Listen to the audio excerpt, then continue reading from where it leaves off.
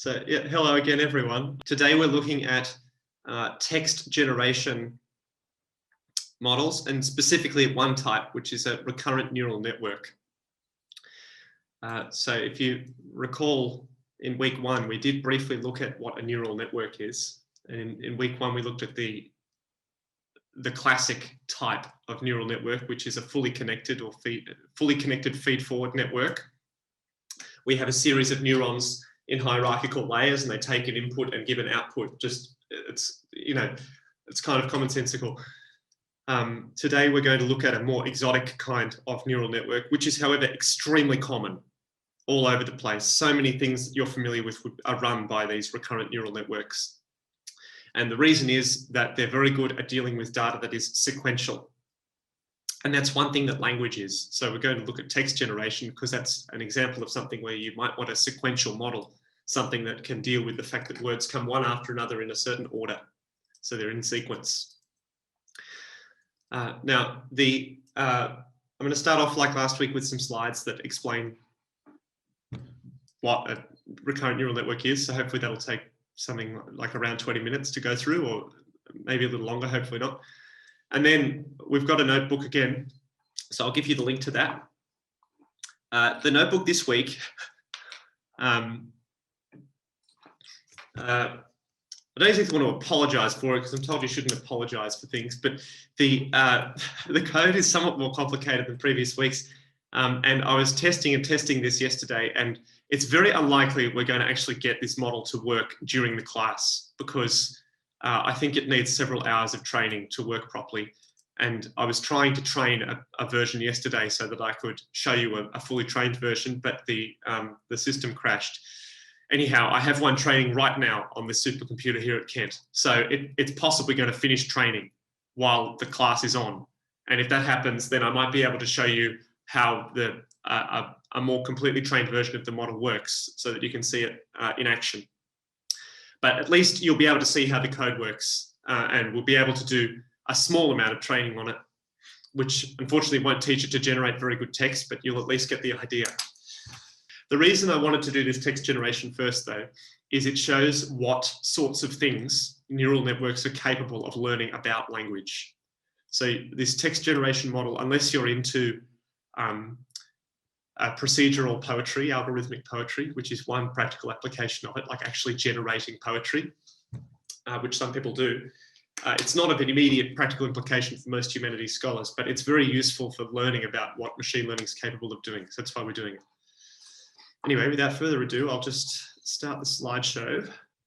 So here we go, generating text with recurrent neural networks.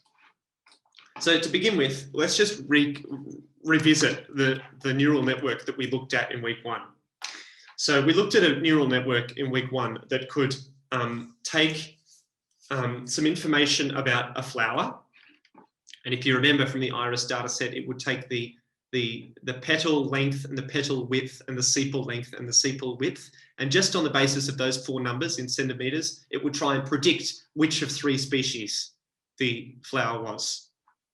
So here's a diagram of the neural network. Each of these dots represents a neuron. And I'm going to remind you what a neuron is mathematically, don't worry. So first we have the input layer. So in this case, these red dots actually don't represent neurons, they just represent numbers. So each flower is represented in the model as a set of four numbers, or as we sometimes call it, a vector. Four numbers, a vector. You can call them a set of numbers, or a vector is the more common term. So we have, in centimeters, the petal length, the petal width, the sepal length, and the sepal width. And that's what the computer understands a flower to be. It's just a set of these four numbers. Then what it does is when it looks at a flower, it gets these four numbers, and each of these neurons multiplies these four numbers by some set of other four numbers that the neurons learned, and adds another number of its own, the so-called bias, and then sums all of those together. So just to show you that, if we look at this neuron here, which is A for activation, because neurons activate when they have an input that they think is important. So A for activation.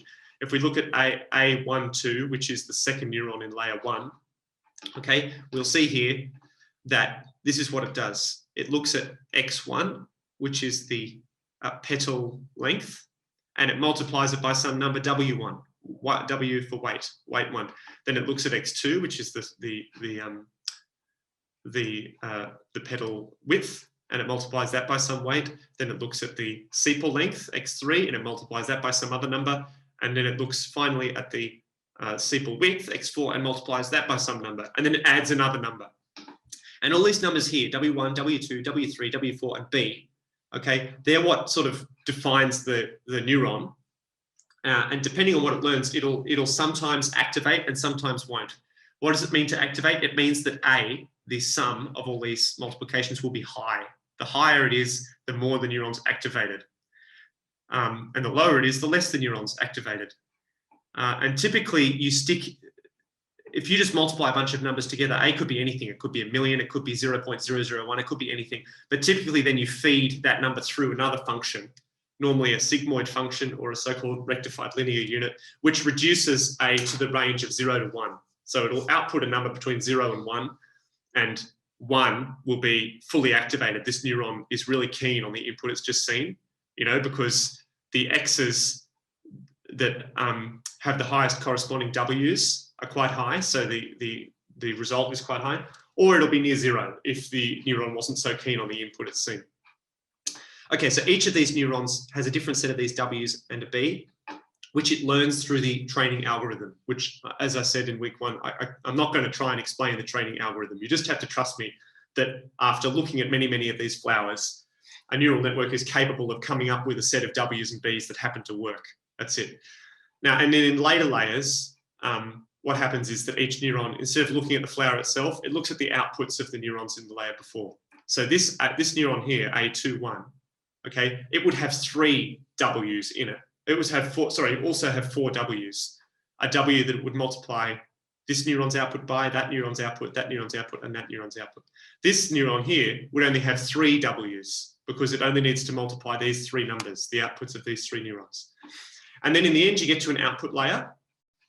And these output things are also neurons. So this neuron here, for example, is going to have 2 weights. Sorry, this is the one I've labeled. This neuron here is going to have 2 weights, a W1 that it multiplies the output of this neuron by, and a W2 that it multiplies this one by, plus a bias, another number that it just adds, a constant.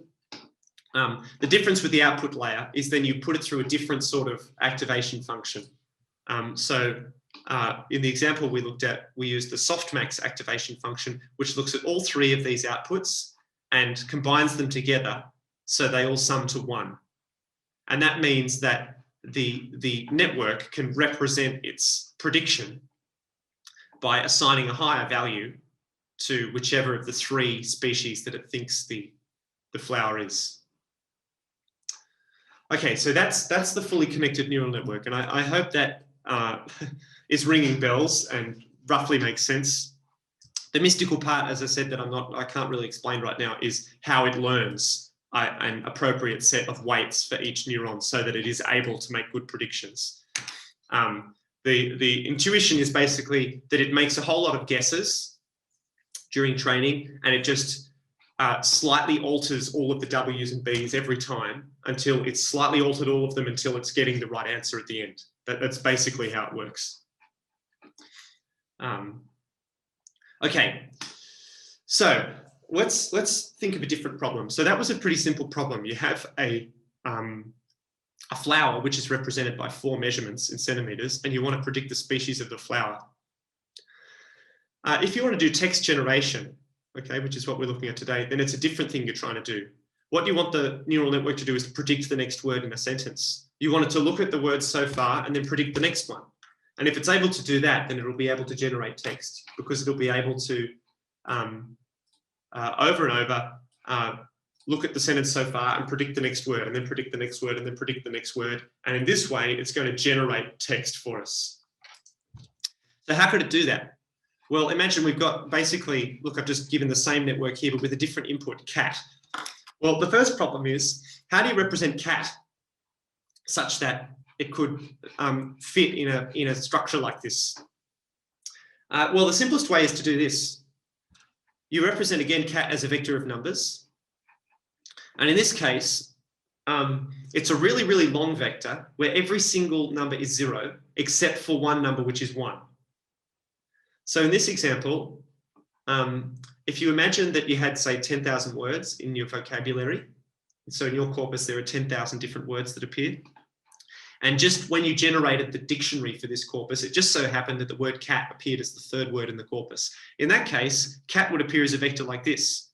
Well, everything would be 0 except for the third number, and that would be 1. And that's how you'd represent the word cat. And you know, if Leviathan was the 782nd word in the corpus, well, every single number would be 0 in the vector, except for number 782. That slot would be 1. So that's the first thing. That's how you represent a word. So it's a little bit different to representing the flowers. The flowers were represented by continuous values that you've measured, whereas in this case, the word is represented by a discrete value. It's either 0 or 1, and that's it. And every input is just only one of these inputs is actually going to have a number, a value. All the rest is going to be 0. So then what do you have here? Well, the neuron's exactly the same, okay? So if there were 10,000 words in the vocabulary, that means that every word that turns up is going to have 10,000 numbers. So there's not just going to be 4 of these X's, there's going to be 10,000 of them. And then this neuron here is going to have to learn 10,000 different W's, one for each word. And what's a bit ironic is the first layer of the network actually, each time it looks at a word, only one of these weights will actually matter, because X, you know, in this case, for example, X1 is 0, X2 is 0, X3 is 1. Okay, so you get weight number 3 times 1.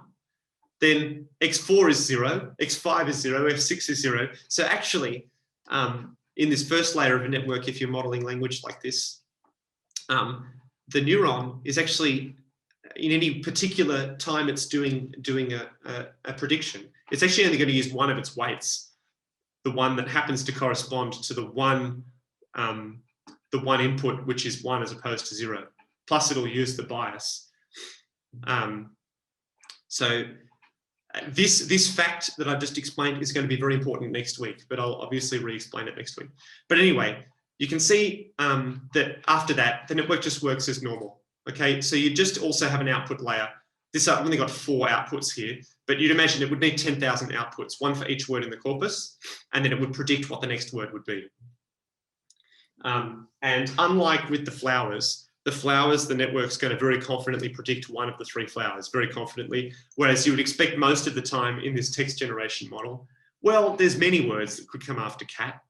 There are many, many words. There are some words that are very unlikely, you know, like printer. You wouldn't normally see the word printer immediately after the word cat in a sentence, but you might see on, at, by, you might see prepositions, you might see any sort of verb. You know, the cat ran, swam, ate, whatever. There might be, so you probably wouldn't get something that looks like this, where one value is much higher than all the others. You'll probably get a whole lot of values that are pretty high and a whole lot that are very low.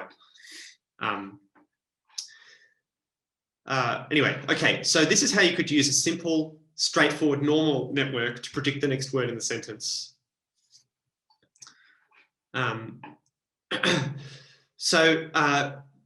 There's a bit of a problem here, though, which is that this network would just look at the current word and predict the next one. But of course, that's not how language works. What comes after cat might depend on what came before cat. You know, does this cat here, does it mean the animal? Or is it the shortening of the word caterpillar, describing the wheels of an earth mover? You know, they're sometimes called cats, aren't they, for an abbreviation. We don't know anything about what this word means or what role it plays in the sentence. You know, is this a word that someone's saying? So it's embedded speech, quoted speech. Cat, he cried. Or is it a noun that's functioning as the subject of the main clause? The cat, you know, doing something. We don't know. So we need some way of the network knowing what's come before and applying that so that it can actually make a reasonable prediction.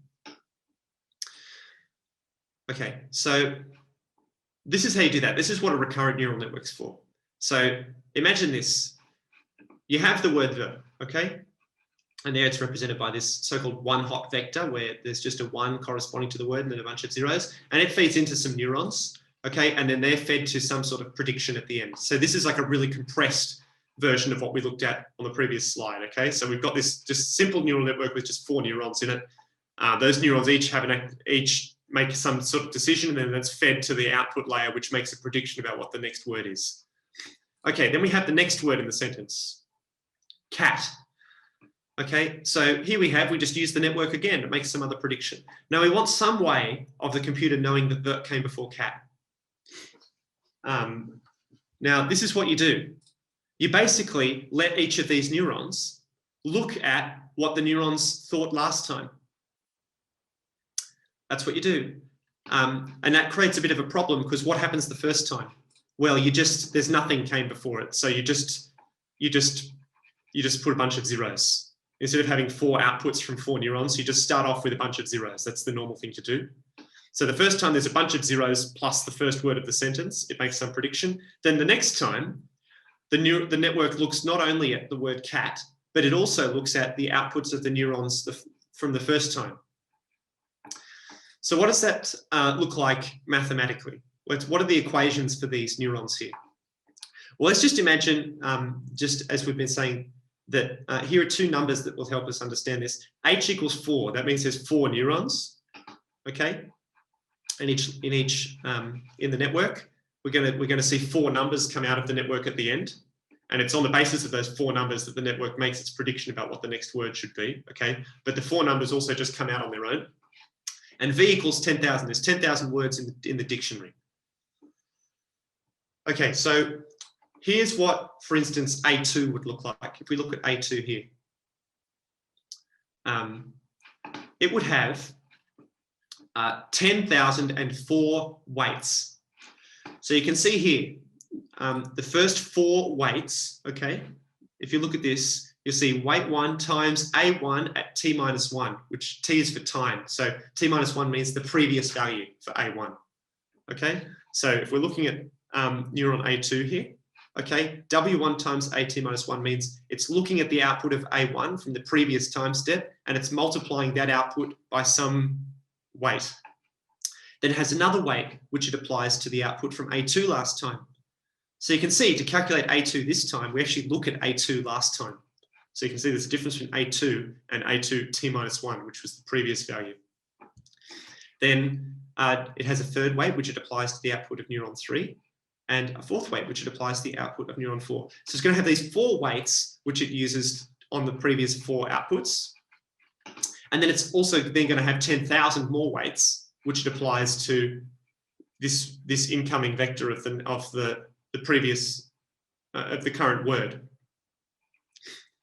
So it's going to combine these 4 outputs from the last time with this new word. And again, if you think about it, there's 10,000 weights, but in any particular instance, it's actually only going to use one of them because every single one of these is 0 except for one number. So in this case, it would only use, weight 7, which is what applies to the third number in cat. And then also there's a bias. There's a plus B at the end, but I couldn't fit on the slide. So there's also the plus B. So it's going to learn 10,004 weights plus a bias constant. So there'll be 10,005 numbers per neuron. And then on the basis of that, the activations of each neuron is going to then predict what the next word should be. Any questions about this idea of a recurrent neural network? That's one of these things that the computer can't choose for you. Generally speaking, it depends what your aims are. Okay, if your aim is just to make the most powerful model possible that generates the best possible text, then you may as well just choose as many neurons as your computer will handle. You know? So one famous example of one of these that I'm going to show you in a minute is the GPT-4 or GPT-3, I forget which version they're up to, the GPT network from Elon Musk's company OpenAI. And it's, you know, one of the most famous text generation models in the world. And it has several billion internal parameters, several billion W's in there. So it's actually got multiple layers. In this simplified representation of a neural network, there's only one layer in each cell, but you don't just have to have 4 neurons. You could have 20, 60, 30, and then 4 just in the final layer, and they'd all work. It would still just output 4 numbers at the end, but you could have many, many neurons, as we've seen in the network. They can be sort of hierarchical. So if your aim is just to do the most powerful possible model, then you may just want to go for as many neurons as your computing architecture will handle. So they've got some absolutely massive supercomputer at their disposal, a huge computing cluster, and they can just send it out, and you know, so they can easily train a model that huge. In practice, you probably want to try and trial multiple models and try and do the smallest model possible, because if you can find that sweet spot where the model is small enough that you can train it efficiently on the computer that's available to you, but it's large enough and so-called expressive enough that it can learn to generate quite good text, then you're going to have the best success in practice. It may be that your aim is to, you know, in a lot of competitions, what people want to do is actually prove that their model works most efficiently. So your aim might be to come up with some better, cleverer architecture that's even more efficient. And there's many famous examples of that, of networks, neural networks that win various competitions with far fewer parameters because they have cleverer architecture that works more efficiently. So it really depends on your aim. But basically the rule of thumb is you need to just choose the number of neurons which in practice works. That's basically it. There's not an automatic way of choosing the number of neurons. Do more powerful models look further time steps back? No, they don't. That actually brings me to the next slide. So that's a good thing to ask. I think in theory, you could get the model to look further back than just the previous time step. You could do that. That would very rapidly increase the computing power required. It would basically exponentially increase the number of calculations the model needs to do every time it does a training iteration, where every time it looks at a batch of sentences and then sees how well it generated the, you know, whether it was able to generate the same sentence that you gave to it. Pretty much all recurrent neural networks only look back to the previous time step. But the problem is, of course, that just the previous word doesn't provide you all the context. You know, particularly imagine a language where word order doesn't matter so much, like Latin or Swahili, or I'm sure there are other languages that people know where you can muck around with the word order and the sentence is still fine. You know, in a Latin sentence, if you've said the verb and the object, then obviously the subject is going to come next. But if all the computer does is look back at the previous word, it'll just see the object of the sentence, and it might not know whether we still need to do the verb yet or not. So we need some way of the computer looking back. Now, in this basic type of neural network, there is a bit of memory, because if you think about it, so these neurons all activate, okay, and then these neurons here, they do look back at these neurons, and that information goes into what these neurons decide. So when the neurons look at the next time step, look back, they're going to sort of through this layer, they will remember something of the previous layer. Okay, but there's no guarantee that that much information will propagate from one layer to the next. So what people have done is they've developed more complicated kinds of recurrent neural network. Now, this diagram is a bit complex, and frankly, I'd have to do some revision if you wanted me to explain each of the symbols and operations depicted on this diagram. But this is actually the type of recurrent neural network we're going to use in the programming notebook. It's called a long short-term memory network, which sounds maybe a bit contradictory, long short-term memory. Rather than looking back at all the previous time steps, the model has maintains a little thing that's called a memory cell, which it inherits from the previous layer of the network, and through some clever calculations, it keeps this memory cell and updates it constantly so that it maintains a representation of where we're up to in this sentence or book or whatever.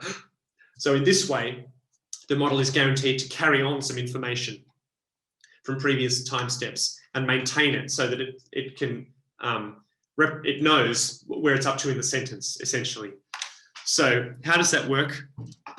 Well, if we look back here, okay, you'll see that each layer only looks at two things, okay? So these yellow arrows are the so-called hidden state of the previous iteration. So that by hidden state, I mean just the output of the neurons that are inside the network. Okay, it's a bit silly calling them hidden because they're not hidden. Look, they're revealed to the following time step, but they're called the hidden state, and you'll see why I'm insisting on that name just now in a moment. So it looks at the hidden state of the previous layer, plus it looks at the new word cat to make its prediction about what the next word of the sentence is. In this long short-term memory network, you'll see it actually receives two things from the previous layer of the network. Okay? So here's the previous time step. Okay? We have xt minus 1. That's the word, okay, that's being fed to the network. And then O is the output. That's the word that the network is predicting that's going to come after this word. So if this word's the network might predict that the next word is cat or house or dog or some other noun, okay? You'd hope it would predict a noun because normally the word the comes with a noun afterwards. Could be an adjective, of course. You know, the hot day. So it could be an adjective. But you know, it's taken some word X and it's predicting an output. And then here, it calculates two different things. So H is the hidden state, okay? Which is exactly this thing here, the hidden state. It's just the state of the neurons that are used to predict the next word. You know, their activations. When they've done all their multiply by W's and add the B and sum that all together, that's the activation for that neuron for that time. That's passed on to the next layer of the network, okay? That's what the H is. But there's this other thing, C. And you might be able to guess what that is. I just used the phrase memory cell before. That's what C is. It's the memory cell. And the memory cell, like H, it's just a set of numbers. Okay, it's a set of numbers. If a human looks at it, they just see a bunch of numbers. It doesn't mean anything to a human. But to the network, that set of numbers somehow represents sort of what's come before overall. So H is just what the cell thought last time, which it then used to predict what the next word would be. But C is this set of numbers that it kind of maintains to try and maintain some memory of what's going on. So this diagram, as I say, is very complicated, but very roughly speaking, this is what happens when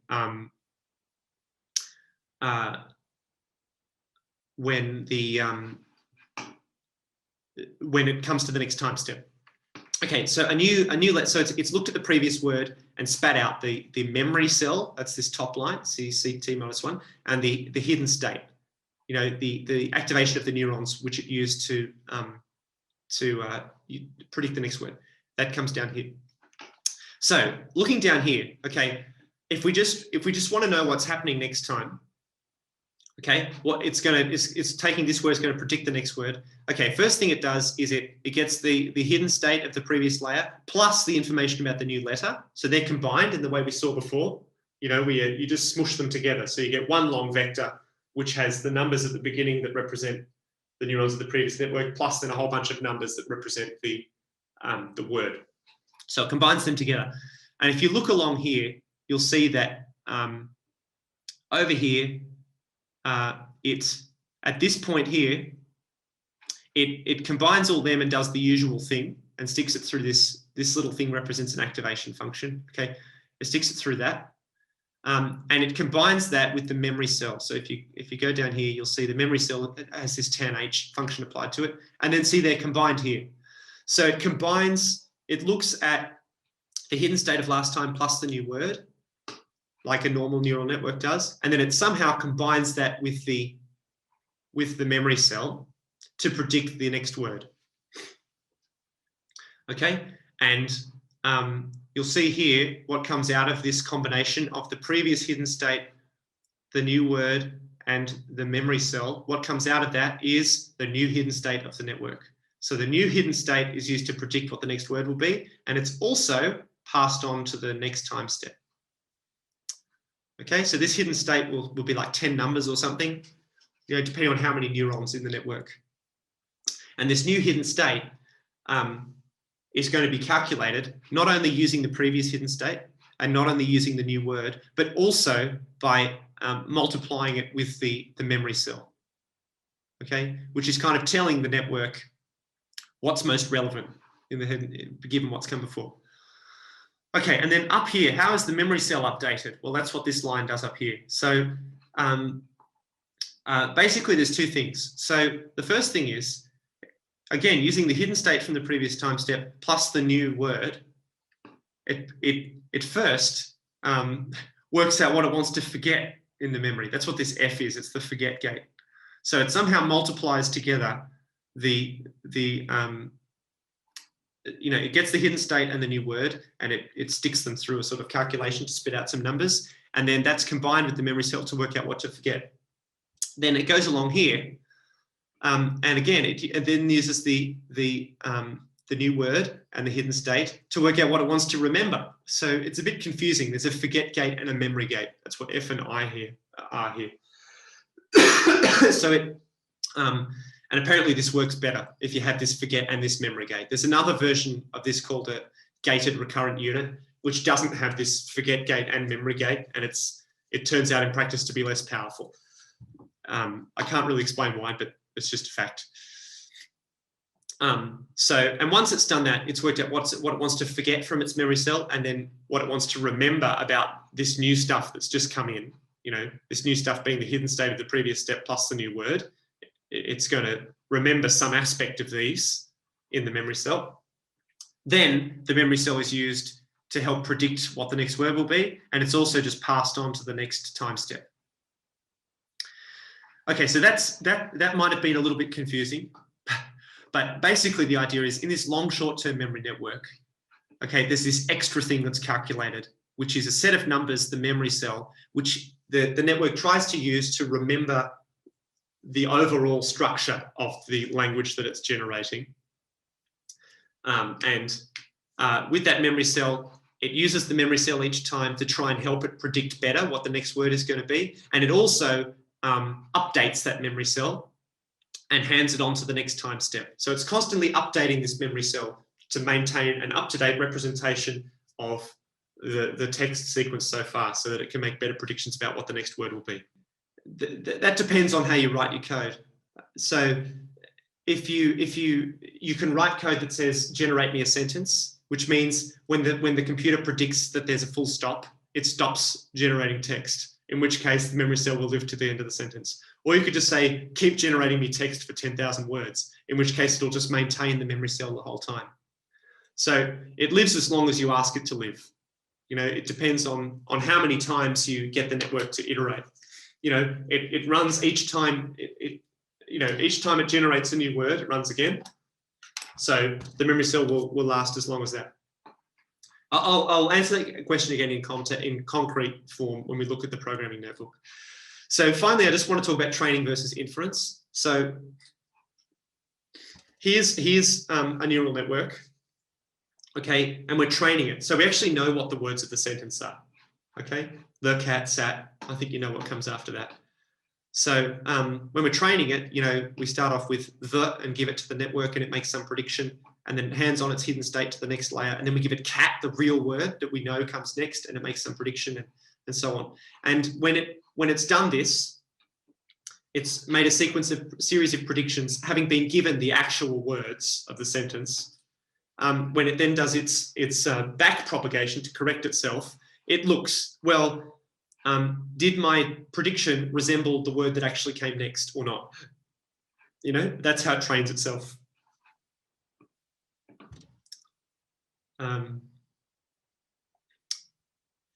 Okay. And then when you do inference, you use the network a little bit differently. So inference is when you would be trying to generate text using the network that you've trained. In this case, what you'd do is you'd give it some stimulus normally, like you give it a word. So you might give it the cat sat on, okay, and get it to run 4 times on the cat sat on, and you'd just be discarding its predictions. And then after on, you'd say, okay, now start generating, please. So then what you do is you get the prediction here. Now remember, what this is, it's going to be a vector of, say, 10,000 numbers representing the likelihood of different words being the next word in the sentence. What you would normally do is then apply a sampling function. Okay, we looked at that last time with topic modeling. You'd apply a sampling function, and the computer's going to pick a word based on those probabilities. Okay, so it's going to pick a word at random, but it's more likely to pick a word that's got a higher probability in that vector of numbers. Okay, and then you use that as the next word. So you would both use that word as the output. Okay, so you'd store that word away. So my next word is the, and then you'd also use that word for the next iteration. And then again, it would spit out some predictions, and you'd store that word as the next word and use it for the next iteration. So this is how you'd use it for inference. You actually get the predictions, sample from them to pick a word, and you'd store that word as your generated word, and also use it to say, okay, computer, here's the word. What's the next word going to be? And so on. So that's the difference between using the network for training and inference. In training, you show it an actual sentence, and each time it tries to predict what the next word will be. And then at the end, it compares, well, were my predictions similar to what words actually happened? In inference, you've provided with some stimulus, you use it to predict what the words will be, and then you save that predicted word plus use it for the next iteration. How about we have a look at the programming notebook? We'll look at the first few bits, and then when we set the thing up to train, we'll have a little break, because I estimate it should take at least 10 minutes for it to do a couple of training epochs. In fact, we might just do one training epoch, because it seems to be running a bit slow. And just a reminder for everyone that all the learning resources are on this webpage. So one thing you need to do when you're doing neural networks, but especially recurrent neural networks, which are quite computationally intensive, they don't run very well on ordinary computing hardware, on CPUs. One nice thing about Google Colab is it actually gives you the opportunity to use quite powerful hardware. So what you need to do for this notebook is go up to this, click runtime up here, and go down to change runtime type. And can you pick GPU?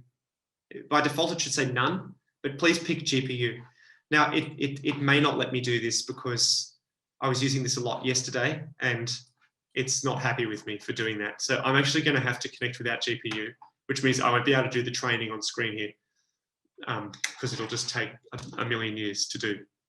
But you can please everyone else connect with GPU.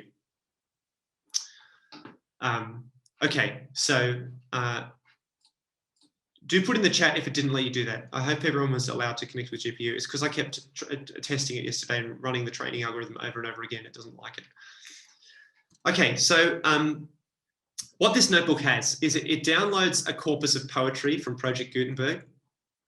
And then it's basically, the model is going to try and learn to write poetry based on that corpus. So up here, if you wouldn't mind just uncommenting this line by doing what I just did, you need to delete the the hashtag at the start.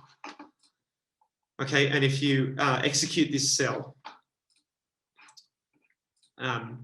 it should download, you'll see something like this. It should download the poetry corpus, and then it formats it all. So you should see some output like that. Now, I hope we don't crash this lady's website by all downloading this at once. Again, could everyone just uncomment that line and then press play? And then afterwards, if you wouldn't mind commenting the line again, because then If you do, for whatever reason, rerun this cell, it won't download the corpus again. The corpus is now sitting here in the files because you downloaded it using this curl command. Okay, so what's this done? So this corpus actually has 3 million lines of poetry, but that's so many. If you try and train the network on 3 million lines of poetry, it's just going to take forever. So what this does is it opens up the zip drive where the poetry is, and it only looks at the first 500,000 lines, and it saves them in a variable called lines. And if you just have a look at lines 50 to 60, that's what's printed out here. Okay, so what's complicated here is what you need to do is, we've seen in the slides, you need to somehow get from a whole bunch of strings like this, these characters, to a representation where each word is represented by a number. Actually, TensorFlow takes care of Python takes care of turning it into that big long thing with lots of zeros and ones. All you need to do is turn each word into a number. So if this is word 72 in the dictionary, it should turn should into 72. If this is word 100 in the dictionary, it should turn it into the number 100. That's all you need to do. And Python takes care of the creating that one hot vector. Okay, so Maria's problem here was that there was a space in front of the exclamation point. So make sure you get rid of the space. Oops. Right. Okay. So how do we do this? So if you execute this cell, we're going to import this library TensorFlow, which I did mention in week 1. It's Google's open source library for doing neural networks. In week 1, I showed you there's some very simple code for doing straightforward, fully connected neural networks. The code this week is a little more complicated. Perhaps there's a simpler solution, but this was the solution I could come up with in the time. And inside TensorFlow, there's this useful thing called tokenizer. So what that does is it looks at a list of little texts like this. So this is a list of short texts, each text being one line of poetry. It looks at a list of them. It learns what all the words are, puts them all in lowercase as well, deletes the punctuation. It deletes everything that's here. And then it turns them into numbers for you. So if you've just executed this cell, you've created a new tokenizer here called TKZR. And then you see you use this fit on texts method, and you apply that to the lines of poetry. So that's the lines of poetry that we created up here. This variable is called lines. And when you fit the tokenizer on the text, it learns what all the words are in the text, and it applies a number to them. And then here we've created a new variable called sequences. And we've done that by using the tokenizer's texts to sequences method. And if we just have a look at what that is, if we look at sequences and look at, say, sequence at, say, 100 to 110, okay. Oh, now why did that not work? Oh, because I put 100 like that. We'll see now, instead of lines of poetry, it's been converted to these numbers. And as I say, what TensorFlow does for you, okay, is it takes this 68 and it turns it into a vector 10,000 numbers long where the 68th number is 1. You don't have to do that part. It takes care of that for you. So this is all you need to do. So our corpus is now in this reasonable format. But there are some more things we need to do in order for it to model poetry. In the first case, right here, the computer actually doesn't know that each of these is a line, okay? Because each of these just represents a word. So if I show you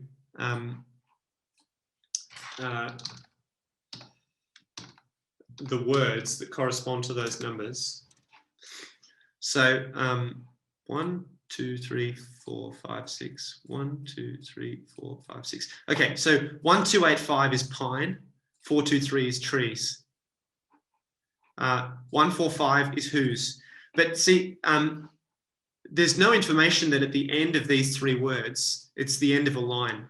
It's just these 3 words. It could be just a random set of 3 words. The computer has not been given the information that's an end of a line. So in this little block of code, what we do is we add this character as a word to the end of every line. This character here, /n, represents a new line. So I'll just show you that if you're not familiar with that. If I print this sentence,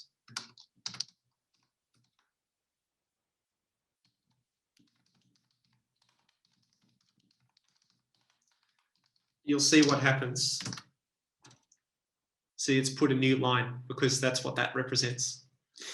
So what we're going to do here is we're going to add this as a word to the tokenizer. It's not in the tokenizer because if you look at the filters up here, you'll see that it deletes all the new lines, which is good because it cleans up any stray new lines in the text. So it actually filters out all the new lines. So it shouldn't appear in the tokenizer dictionary. So this little line of code says, if new line happens to be in the dictionary, then please, can you tell me what number it has? Or if it doesn't appear in the dictionary, can we please add it to the dictionary? That's what these little lines of code do. They add new line to the dictionary and assign a number to it. And then we loop over this variable sequences, this one here. We loop over that and look at every single line of poetry in there. And for each one, at the end of each line of poetry, we add the number that corresponds to the new line symbol. So if we do this, okay, so I've just executed that cell. If I do this again, you'll see that now there's a new number at the end of each one, which is the new line. So now the computer knows where the lines end. And that's important for generating poetry, isn't it? Because poetry is lineated. Okay, so there's that. Now there's 2 things we need to do again before we can start training the network. So there's 2 things here. The first thing is this: a recurrent neural network can deal with sequences of arbitrary length. It can just keep looking over and over again. That's part of the beauty of it. It can just keep going forever and ever and ever, and based on what it's seen before, just keep predicting new words. But when you're training a recurrent neural network, you can't do that. Because of the way computers work and the way these libraries are constructed to run optimally on computer hardware, you need every single sequence in the training set to be the same length. Now, there are some different ways of doing that. One thing would be to just extend every line of poetry, okay, in this sequences thing, and just stick a bunch of zeros in the empty slots. So you can make every line of poetry 20 words long, say, and this one here that's only got 7 words in it, well, it would have 13 zeros before this 2. So it would be 20 lines long, but most of the things would be blank. That's one option. But actually, in this case, we're going to do a slightly different option. The computer doesn't actually need to see each line separately because it has the information here from these new line characters where the lines begin and end. So we can just show it an arbitrary sequence of words with just the new lines interspersed through. So what we're going to do is this function that I've just defined for you, it goes through, it basically gets all the sequences and mushes them into one really long sequence of words and then just chops that into sequences of whatever arbitrary length. So here, we're chopping them into sequences of length 17. So if we just execute this, if you execute this cell, which defines the function, and I'll show you what sequences looks like now.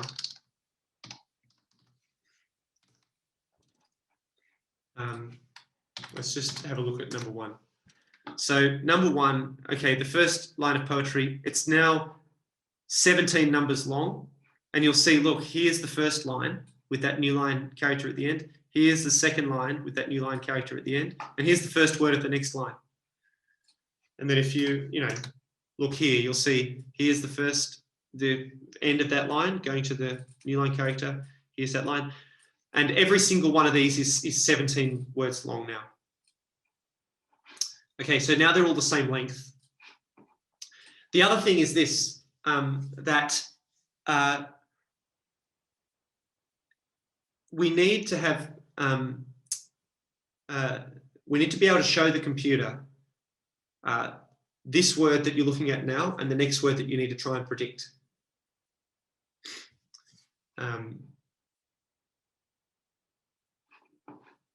Sorry, this cell also shows what this did. You'll see that there's 17 words with a new line in the middle of them.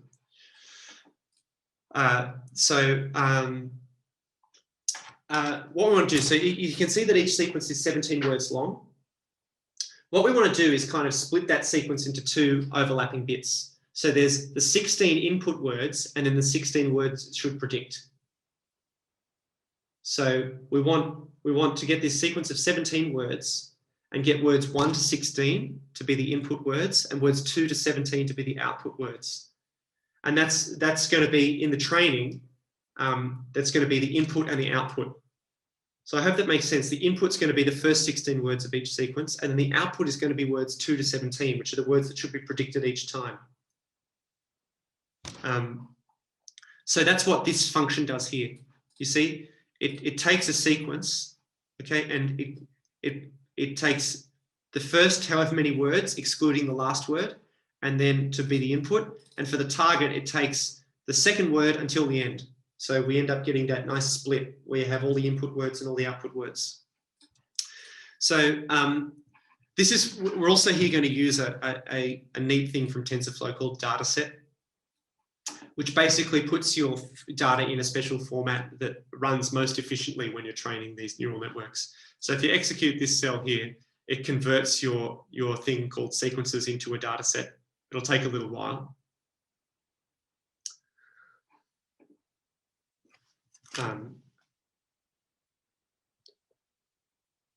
And then if we execute this, it defines this function that does this nice splitting operation for us.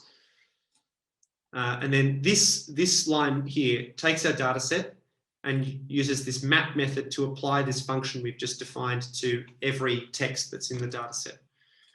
So if we do that, now what do we have? I'll show you.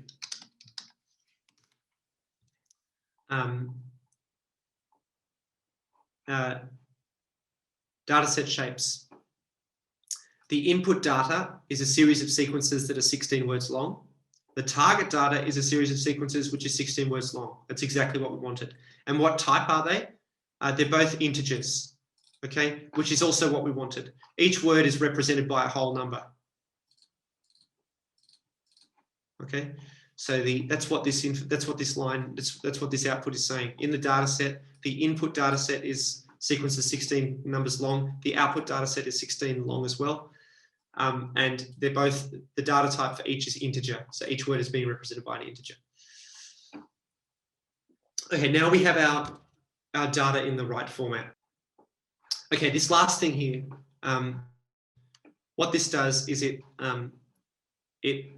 randomly shuffles the data set so that the computer sees all the examples in a random order, which is a very commonly, it's very common to do this with computers, with machine learning, so that the computer doesn't pay undue attention to the order that the data happens to have in the data set. So we're going to say, please computer, randomly shuffle all the many tens, hundreds of thousands of lines of poetry into groups of 256. So the batch size is 256. This buffer size, it actually isn't relevant in this example, but it explains here what that buffer size is for. If you have many millions of examples, it doesn't shuffle all 3 million at once. It shuffles them in sets of 10,000. Okay, so you'll see that now we use the data set again with the shuffle. We shuffle it using the buffer size. We split it into batches of 256 using the batch size. And then this prefetch thing just puts the data set in memory ready for the training. Okay, so now we see, when we run dataset again, we see something a little bit different. We see now that each batch has the shape 256 examples, 16 16 words long. So the input is 256 examples of 16 words long. The output is 256 examples of 16 words long. And each training iteration, it's going to look at 256 sentences at once and update itself based on that. And then it's going to look at the next 256 sentences at once and update itself on that. That's one way of speeding up the training rather than looking at one sentence at a time. Okay, so we've got our data set in this nice format. Now we need to define the model. So let's, we've already imported TensorFlow, but we're doing it again. And from this part of TensorFlow, from Keras layers, we're going to import 3 different types of neural network layer: a so-called embedding layer, the LSTM, the long short-term memory layer, which I introduced in the slides, and a dense layer, which is what we looked at in week 1. And that's for the final stage of each neural network iteration, where it just collects the information from the different neurons in the network and predicts what the next word's going to be. You need a dense layer to do that. So this code is a little bit more complex than in week 1. Feel free to copy and paste this code and use it yourself, but I'll just try and explain what it's doing. This is defining a new type of network called a poetry generator, so class poetry generator. This little bit here describes the structure of the network. So when you the neural network, so when you create a new poetry generator, it runs this code to describe the structure of the network. And actually here you see it's only doing 3 things. It does this thing first to get a bunch of basic settings from the Keras model code. So that's what that's doing. But then here, it just defines what these 3 layers are. So this network's going to have 3 layers. It's going to have an embedding layer,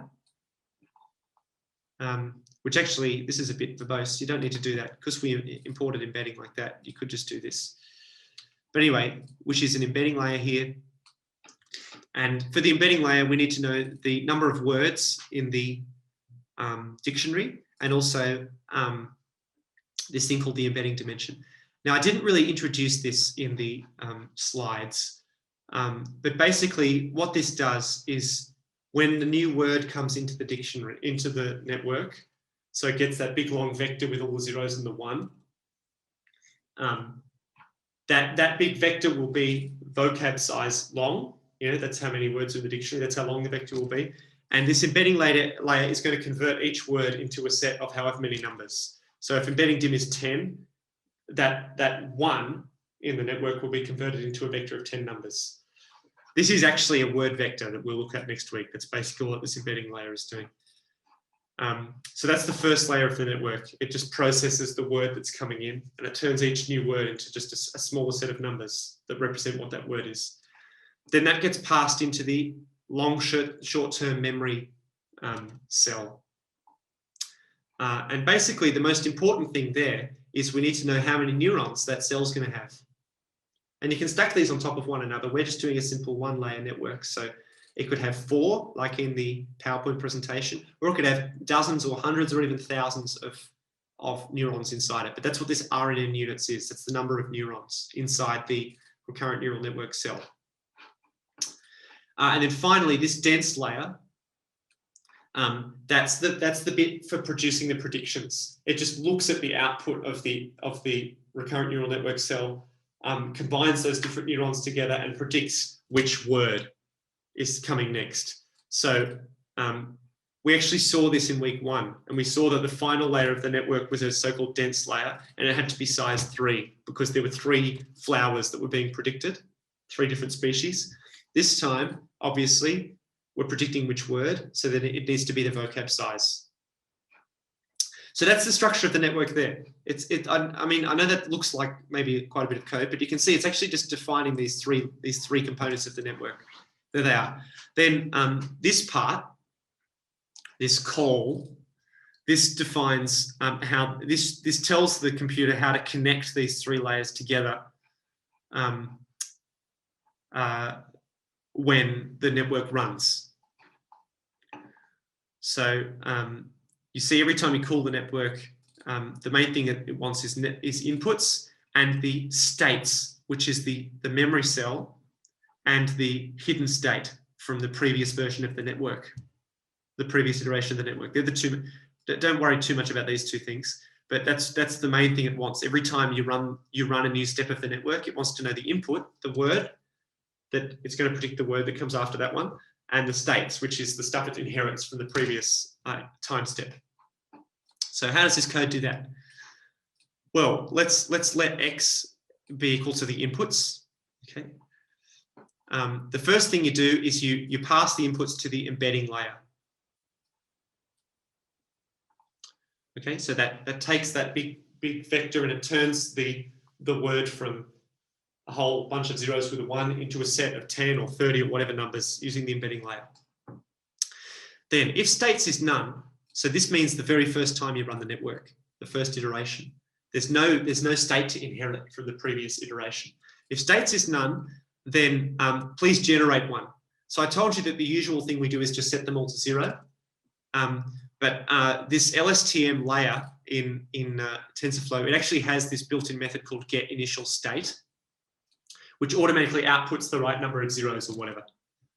Okay, so if we don't have any states to inherit, then please can you just generate it from the network? That's what this line of code says. If we do have a state, then this bit of code is just skipped. Then we run the network. Okay, so we apply the LSTM, the recurrent network, to the inputs, X, using the states that we've just, that either we've inherited from the previous time step or which we've just generated if it's the very first time step.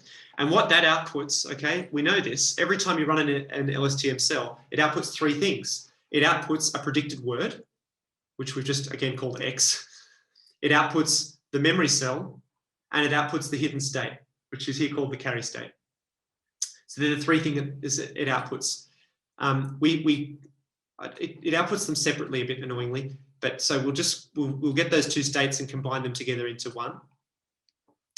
And then the final thing to do is to predict what the word's going to be. So it's spat out some set of numbers, which is its representation of what the next word should be. Then you get the dense layer, you apply it to the output of the network, and that then predicts what the next word will be. And then at the end here, you see when it's finished, it'll give you the predicted word, and if you've said return state equals true, it'll also give you the memory state and the carry state. Okay, so this is how you define the poetry generator network. It's slightly more complicated code than we looked at in week 1, where we used Kiras's sequential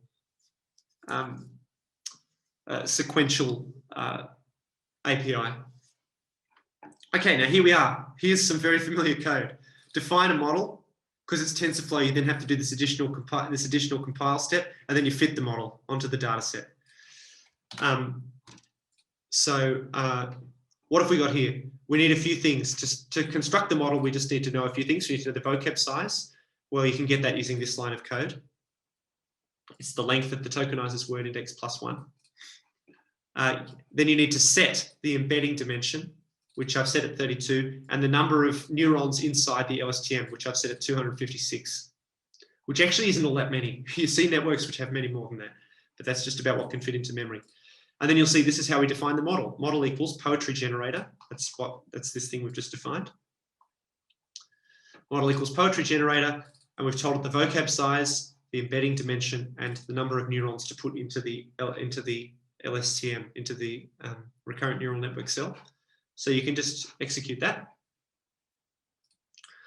And then this step, which is an additional step for TensorFlow. So we saw that in scikit-learn, you just do define the model, then fit, then predict. TensorFlow, you have to insert this extra thing called compile, which is basically where TensorFlow works out how it's going to efficiently run the training. That's basically what this compile step does. It looks at the model and the kind of training you've asked it to do, and it sets it all up on the server. So this is the most popular training algorithm these days, ADAM, which is called adaptive. It stands for adaptive momentum. So it searches a little bit faster for the correct setting of all the W's and B's.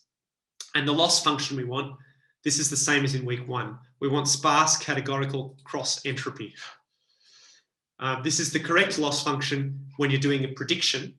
So we want to predict what word comes next, and the words are represented in this format as the words are represented as integers in this format. When you have integers like this, if you had already done the one hot encoding yourself, so each word was represented by a long set of numbers with the 1 and all the zeros, then you wouldn't want sparse categorical cross entropy. You'd need to get rid of the word sparse. But since we've represented each word as an integer, you use this sparse categorical cross entropy. So we can just compile the model. Okay, now everybody, could you change epochs to 1 and then train it? But if you just click model fit epochs 1, it should start training. And when I tested this last night, it took about 5 minutes per epoch. An epoch means it's looked at every example. So we batched them into sets of 256 examples.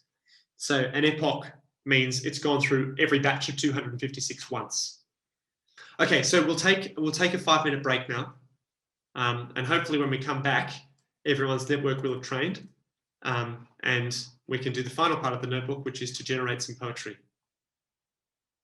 Okay, yeah, you should, if it's finished, you should know, because that little progress bar appears and it tells you how many batches are left to go. It's like 900 and something batches or so, isn't it? And it'll tell you, you'll see when they're all done.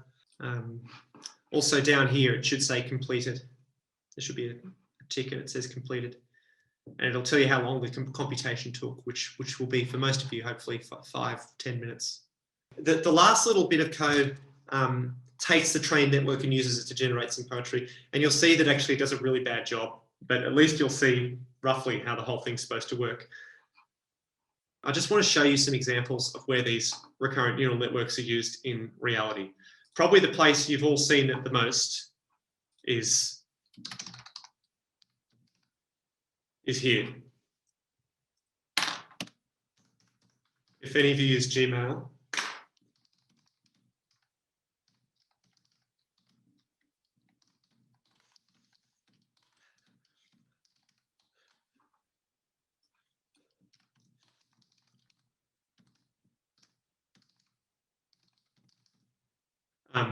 you know, it has this autocomplete feature, which uses a recurrent neural network. And I think you can see exactly how the model we just trained, if you trained it on a batch of emails, it would learn how to do this. Interestingly enough, I believe, now I'm not 100% certain about this, but I believe every time you use this feature, you're providing training data to Google for it to improve its predictive text. So for instance, it thinks I want to say weekend, which, let's be honest, I probably do want to say weekend in this email. But I could say Thursday. And now it thinks I want to say Thursday. Or I could, you know, maybe I'm a creative anachronist or something and I have different names for the week. So now, having done that, that will send a little thing back to Google saying, you got this prediction incorrect. And I will just have ever so slightly mucked up the algorithm. Just a very tiny little bit. It'll make some minuscule, absolutely tiny adjustment based on me using the word Thurcroft instead of Thursday or weekend. So that's one place you would have seen it. In terms of reconstructing, of doing poetry, this poet and scholar, Alison Parrish, who's actually the one who created the Gutenberg poetry corpus we used, she's got some nice things on her portfolio. One of them is this reconstructions. This one uses a recurrent neural network of a special kind to generate poetry based on the Gutenberg poetry corpus. The poetry is quite nonsensical and it's quite hard to read because of how quickly it generates. But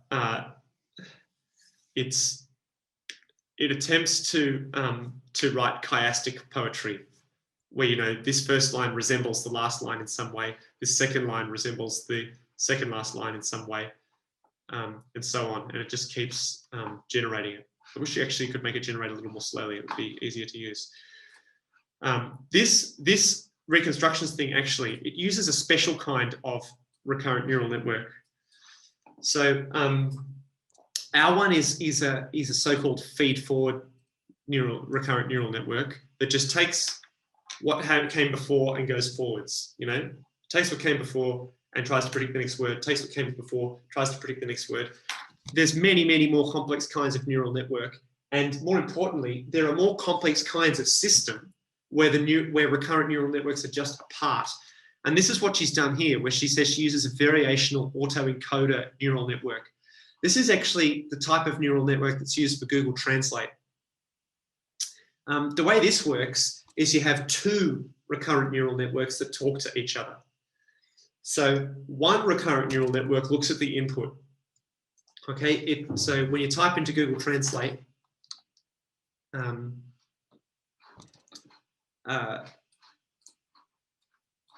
you know, I would like some water.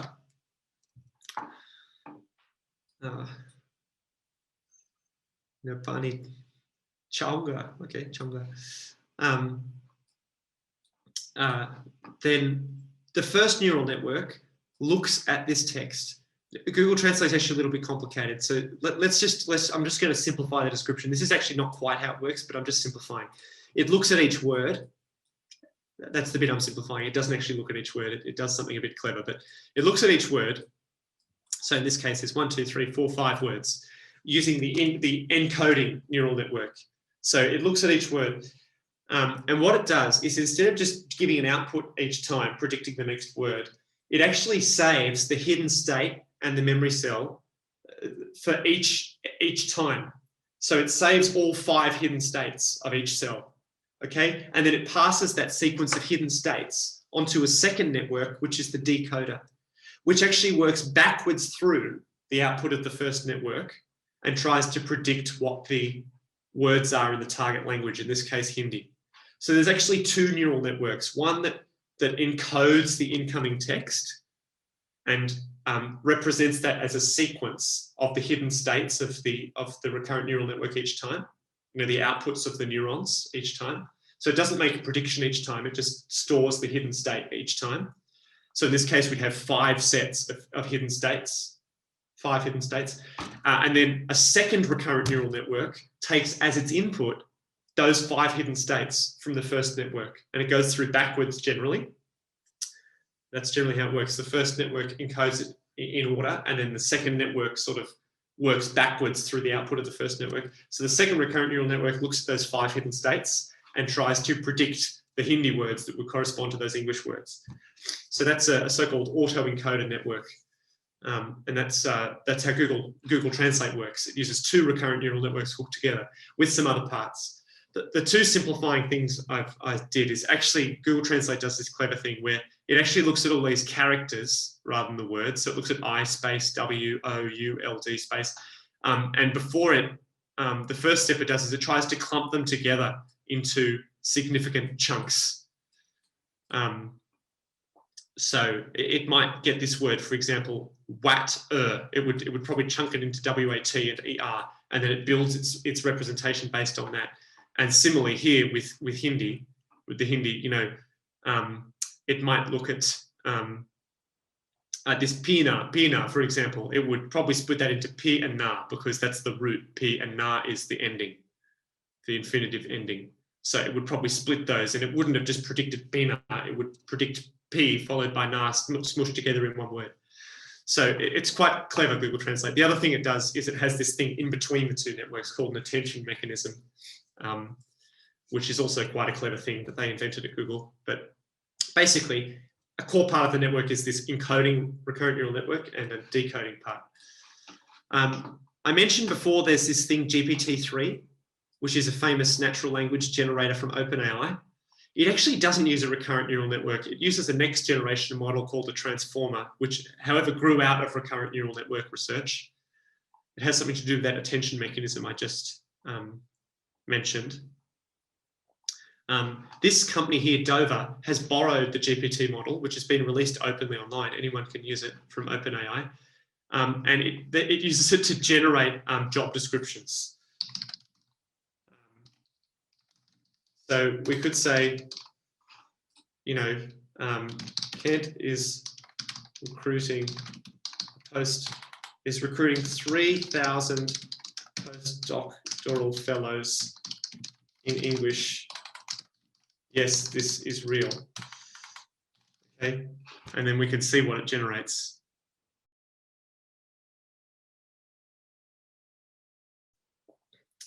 I've never tried this before, so I don't know how I've got a grammar error in there too. That's not going to help, is it?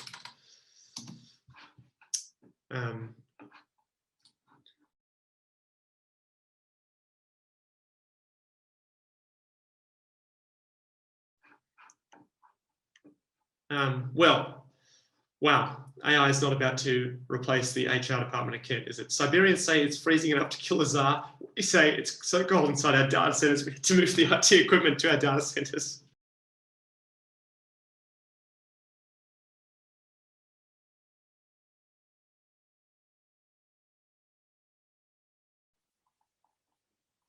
Yeah, this is generated some very, very weird text here, but I guess my job opening, the description wasn't, perhaps wasn't long enough. If I'd made more effort here, perhaps it would have generated more coherent text. Anyway, this GPT-3 you might have seen in the press because it was massively overhyped, as many AI advances are, as though it was going to start being able to produce heaps of fake news and so on. It was just silly overhyped there. But it is a very powerful model. It has billions of parameters in it and is capable, in the right circumstances, of generating quite impressive text. Anyway, here we are. So where we're up to is this. So we've trained our model now using this classic Pythonic pattern of first instantiating the model with some hyperparameters. Then for TensorFlows, particularly compiling it to set up the training loop, and then finally fitting it on the data set that we've created.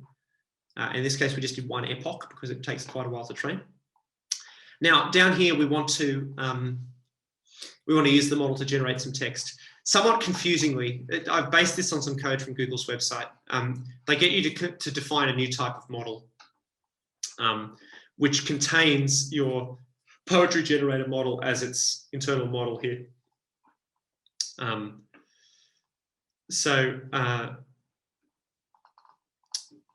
Anyway, what this does is I don't quite understand this temperature thing, but they use it down here. It gets the model that you've trained and the tokenizer that you've created for your corpus.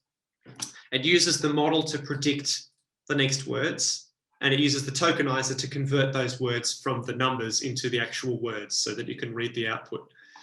And this is the function that does it. The method that's inside this new thing called Inference model that does it. So it's generate one step. What it takes is some inputs, which is like the stimulus that you want to give the model to then generate poetry from. And it takes the previous states. If it's already generated a few, it'll use each time it applies this function, it'll use the previous states. So the first thing is it takes your input, which is just some poetry you've typed, and it turns it into the numbers using the tokenizer. And then it reformats that into a thing called a tensor, which is what TensorFlow needs for its input. Then it applies the model to the inputs using the memory state and the hidden state from the previous step. It has to do a little bit of reformatting on that output. And then down here, it uses the novel, it samples from the output predictions to pick the next word. And then again, this is just a sort of reformatting. It just gets rid of extra axes. Once you get used to this, you'll see why this is necessary, but it just reformats it a little bit. And then down here, oh, this is out of date.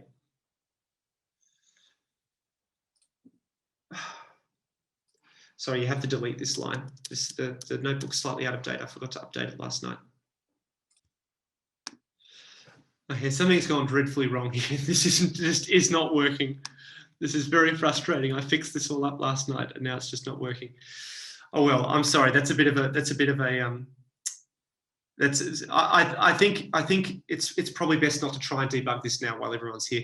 I did debug it last night and I got it all working, and I've unfortunately introduced a whole bunch of errors.